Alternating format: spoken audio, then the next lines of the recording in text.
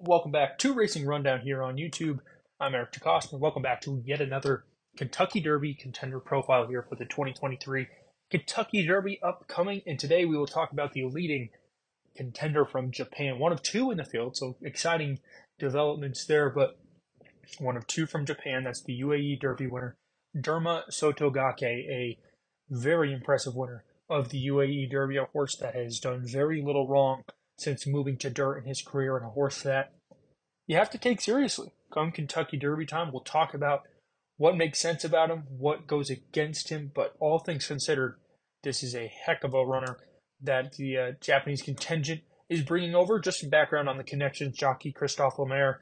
If you're a big racing fan, you should be familiar with him and the work he's done across the world, really. I mean, his big wins in Dubai and Saudi Arabia. He's won big races plenty in Europe, and of course has been one of Japan's leading riders. I believe he was the leading jockey by wins in Japan every year from 2015 to 2021. He was like in the top five last year, but all things considered, a guy who is one of the best riders and one of the biggest, if not the biggest, country when it comes to horse racing in the world. So obviously good there. Trainer Hidetaka Otanashi, he's won his fair share of Group and Grade 1s over the years, but this is his first time really going out on the international stage. He's had some big runners in Japan, but he's not very highly ranked when it comes to the end of season rankings in the trainers table over there. He's usually in the 30s or 40s every year. And he's been training for a long time, but he has not had these kinds of experience, so this is new for him.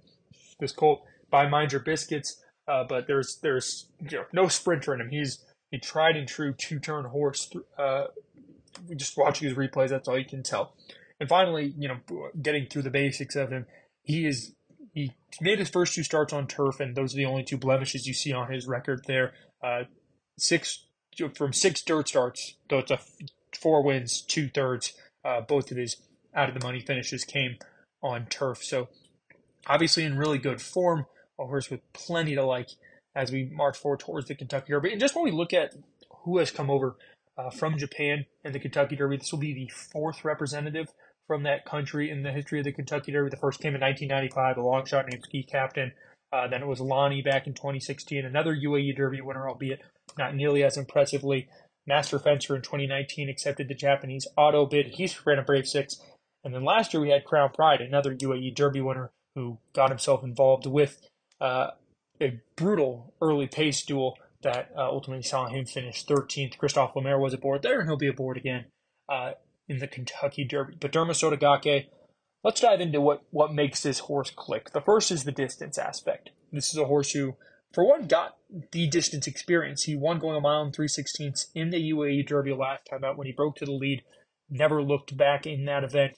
That was a big plus for him because he's one of only 2 horses that has won at the distance. The Louisiana Derby winner, Kingsbarns, is the only other. And when you finish through the line as nicely as this colt did, full of energy, and not to mention all of his other wins have come at a mile and an eighth, or a mile or longer, I should say, 2 at a mile and an eighth, 1 at a mile, and now 1 at a mile and 3/16. I mean, there's no doubt this horse wants to be doing these kinds of distances. So a mile and a quarter won't hurt him at all.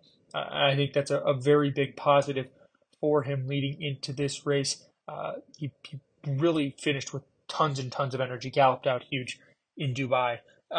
When you go 2 back as well, probably the worst loss of his dirt career, at least ever. He came into that Saudi Derby 2 starts back on a 3-race win streak.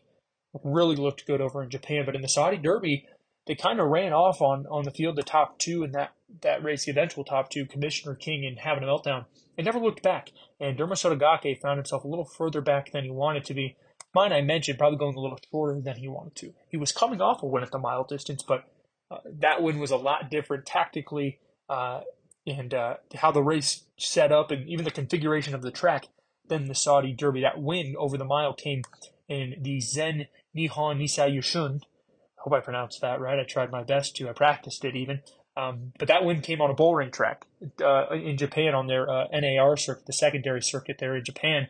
And it was a big win, but that bull ring track, I don't know the exact configuration of it, but it's definitely less than a mile.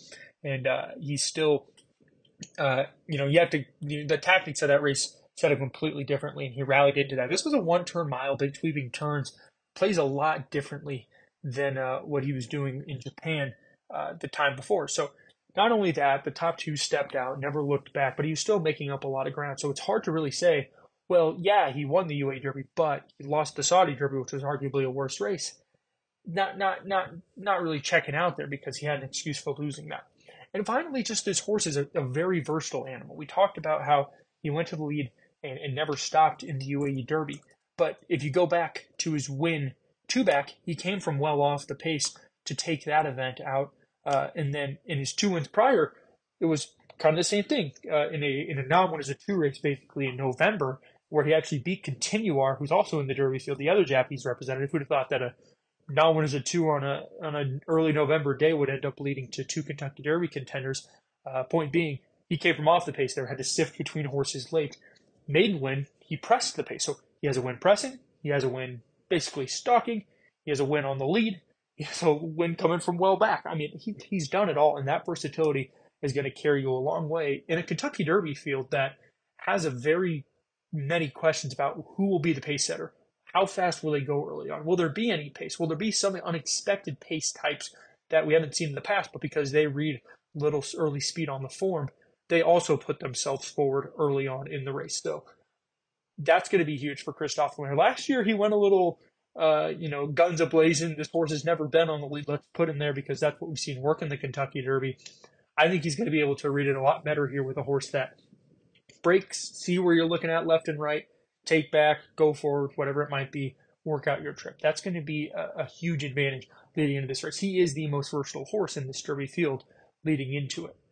Now the cons. And the cons, honestly, are all external factors. As a horse himself, I am hard-pressed to find a more talented animal for this distance, especially in the Kentucky Derby field. I think Tapit Trice and Forte have both, presented plenty of features and have proven very tough to beat.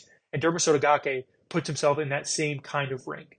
But the external factors are what's going to get him. The first being that the UAE Derby winners have historically just struggled in the Kentucky Derby. Anybody coming from the UAE Derby in general, but obviously we're talking about a winner here. So when you compare him to other winners, it has not been a positive outcome for most of these horses. I mean, last year, for instance, Crown Pride, very well regarded, a horse who made a lot of sense in that race, but he ended up getting cost the race because of tactics maybe, but even then, the horse who was second in the UAE Derby Summers Tomorrow ran last.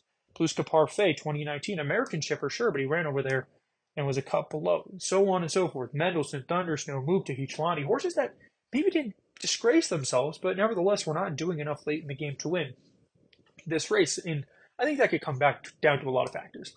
It could be the shipping. It could be, you're not used to the American style of racing. You're not used to 20-horse fields. I mean, none of these horses are used to 20-horse fields, but that could jumble you up quite a bit. Or it could lead into my next point, the unknown company lines. I think that obviously you're not looking at the best dirt horses in the world. I think, it's the U.S. It's just we are a dirt-based country when it comes to horse racing, so we naturally are going to have the better dirt horses in the world.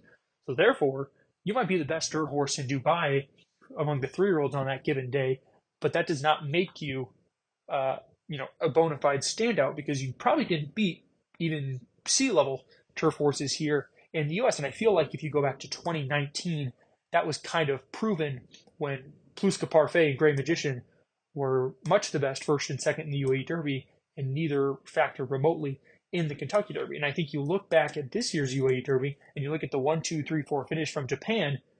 Well, how much of that was really Japan's dominance? Probably a part of it. But then how much of that was just the horses they were facing, the local horses, were not that good. I think it's definitely something you have to compound. Obviously, he's the best dirt horse in Japan, and the best opportunity they have to win the Kentucky Derby. But who have you really beaten to get to this point is a very valid question. So that could work in a Derby like this year, because there's questions about our domestic horses though. So it's a huge question mark, and it's nothing, unfortunately, that we can answer up until Derby time. But that's my biggest knock on this very talented animal is we don't really know how much he's beating visually, though. I love his performances. He is a very, very talented horse. And finally, I haven't really touched on it, and it's definitely a fair point. Is that historically it's a fact that when the sun is out at Meydan on Dubai World Cup Day, speed is going to be a favorable place to be, especially if you're inside. And that was no different here in 2023. Go back and watch the Godolphin Mile, for instance. The winner of that race set a perfect inside trip, made his move when it mattered, sat close up to the lead, and blew away from there. Well, then you go to the UAE Derby. Sun still hasn't set for our boy here, Derma Sotogake. Breaks well, goes to the lead, which he'd really never done in his career, and controlled things.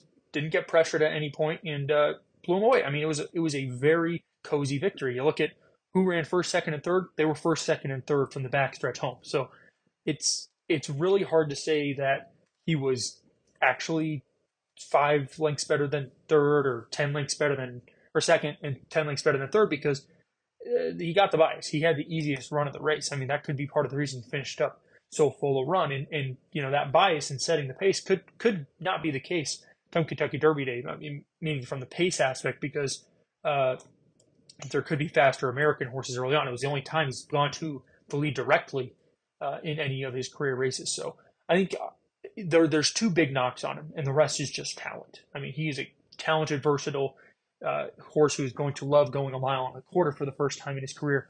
But how good is he really? Because his company lines are not strong.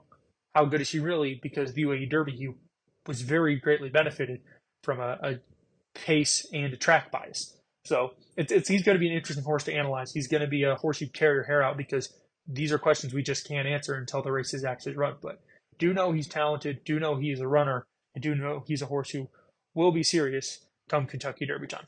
That's all I have for this preview. We'll see you next time here on Racing Rundown.